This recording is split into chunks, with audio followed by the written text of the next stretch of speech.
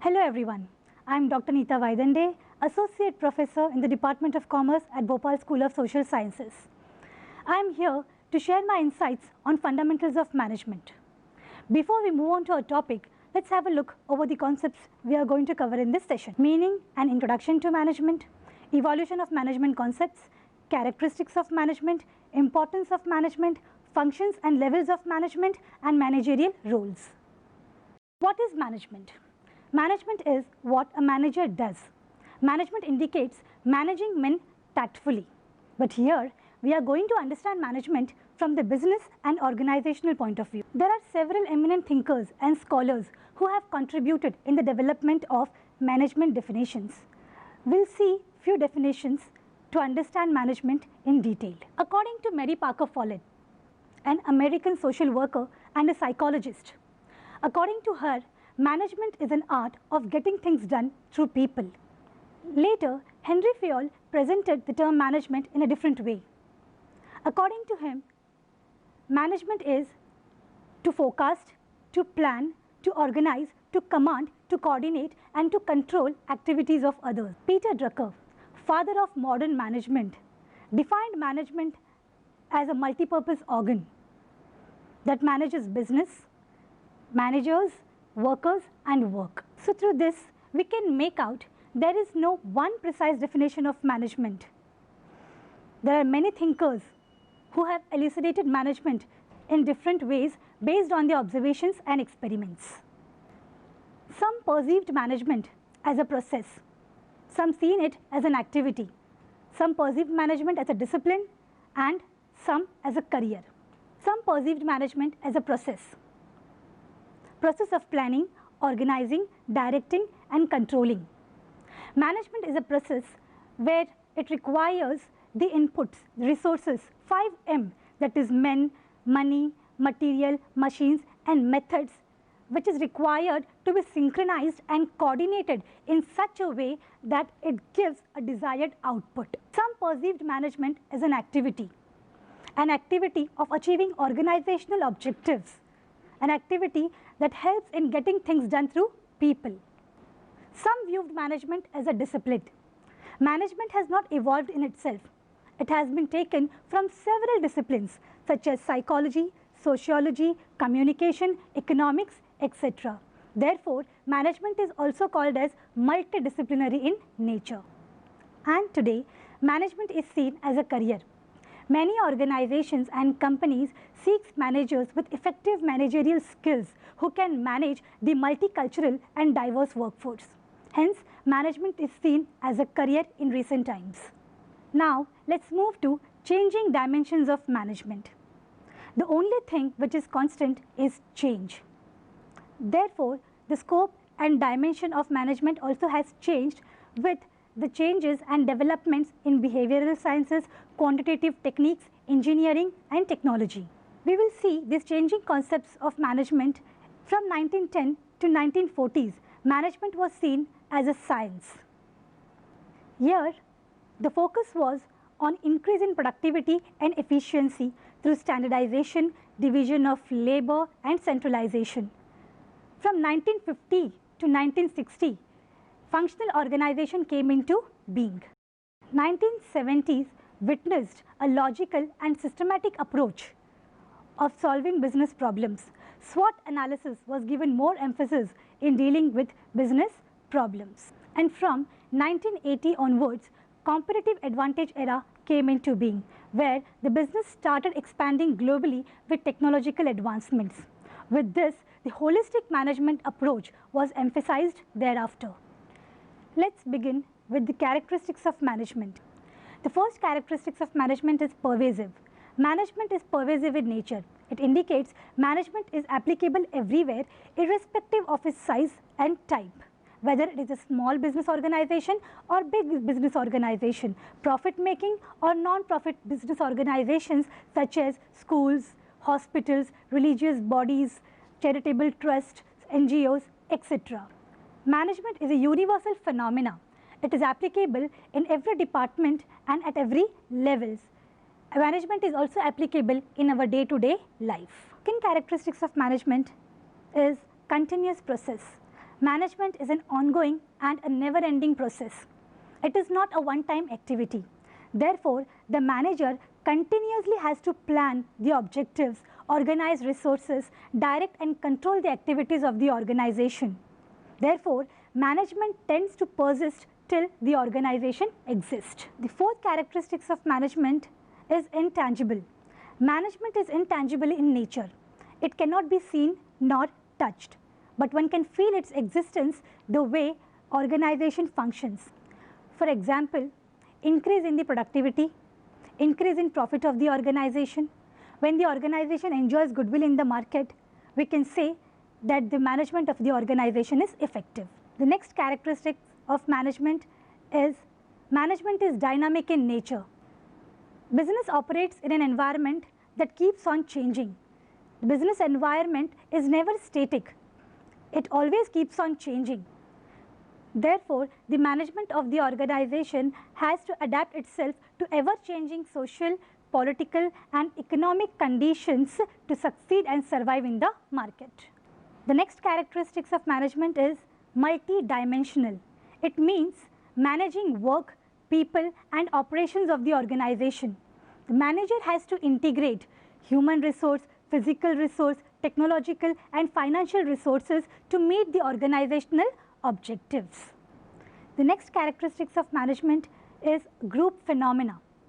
Management functions cannot be performed in isolation. It is more concerned with group activity. People tend to form group in the organization. The group can be formal or informal. Formal groups are in the form of committees, sections, departments, levels, etc.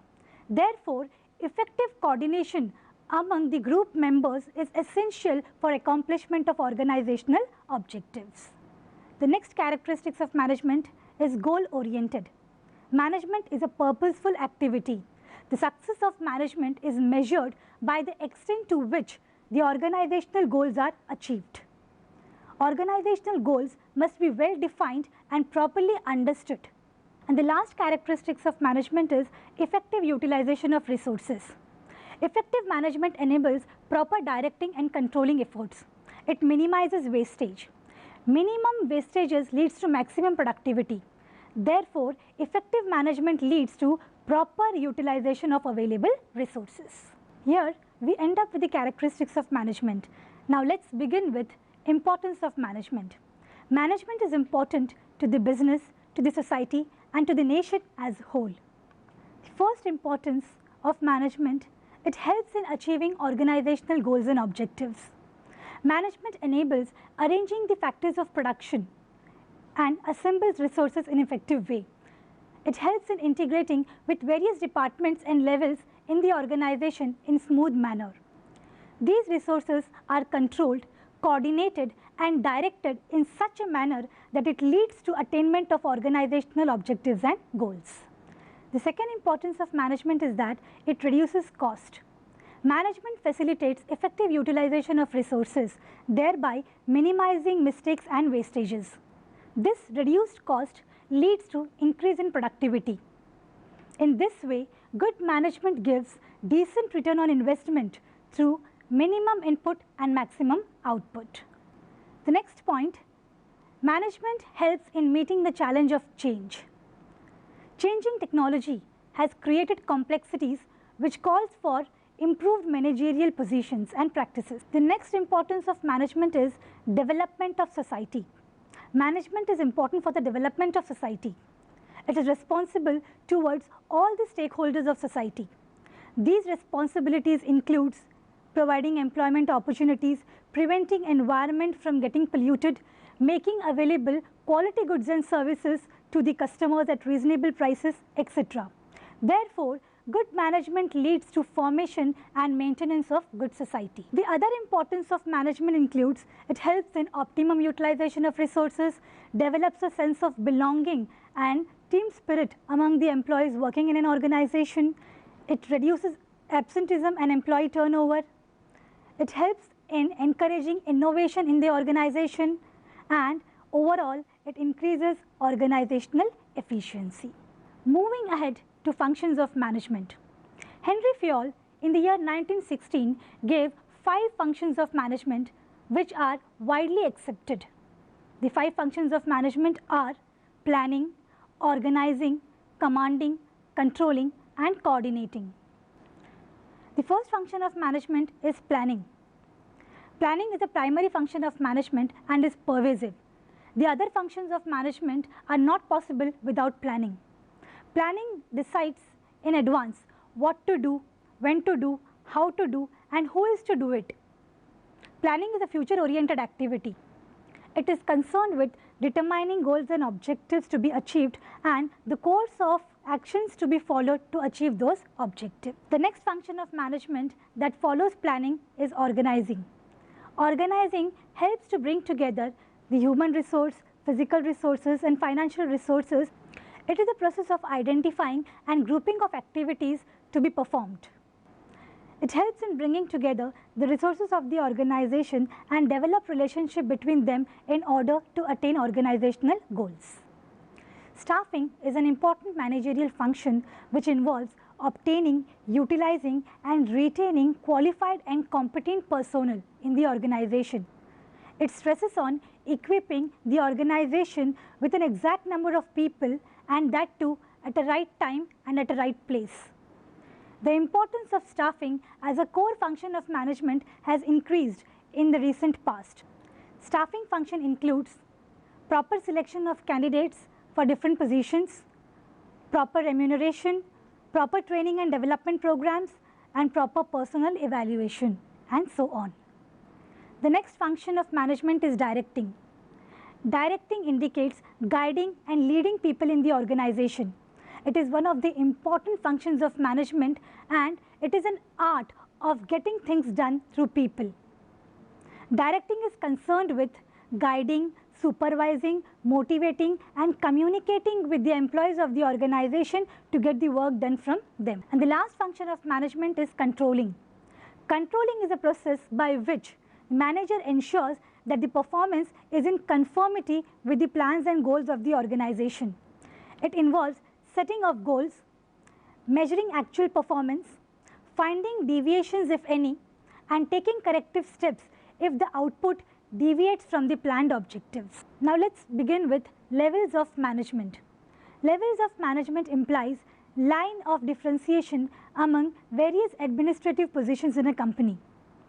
It determines the chain of control and quantity of power enjoyed by managerial positions in the organization. There are 3 levels of management in the organization: top level management, middle level management and lower level management. Top level management, they are referred to as administrative level. Their role is determining long-term goals and objectives for the organization. They frame plans and policies and take important decisions. The top level management is made up of board of directors, CEO, that is Chief Executive Officer, Chief Financial Officer, Chief Operating Officer, President, Vice President, etc. The next is middle level management. It is referred to as executory level and are subordinate to the top level management. They act as a link between the top level management and the lower level management. Middle level management carry out different activities like allocating resources, implementing decisions taken by the top level management, problem solving, team building, performance management, etc. The middle level managers include purchase managers, sales manager, production manager, human resource manager and so on. The last one is lower level management. They are referred to as operative managers. They are the first line managers made up of foreman, line boss, section chief, superintendents, etc. They are responsible for training, supervising and directing the operative employees of the organization. Now let's discuss the skills required by these different levels of managers. There are conceptual skills, human skills and technical skills. All these skills are used by all the levels of managers, but it varies with the levels. Top level management, as they spend much of their time in framing plans and policies for the organization, requires conceptual skill in large. The middle level management as they spend much of their time interacting with the top level and lower level, they require human skills to interact with the top and lower level management. The lower level managers has to continuously interact with the operative employees. They require technical skills. So from this slide, you can make out that all the levels of management uses all the skills, conceptual skill, human skill and technical skills, but it varies with the levels of management.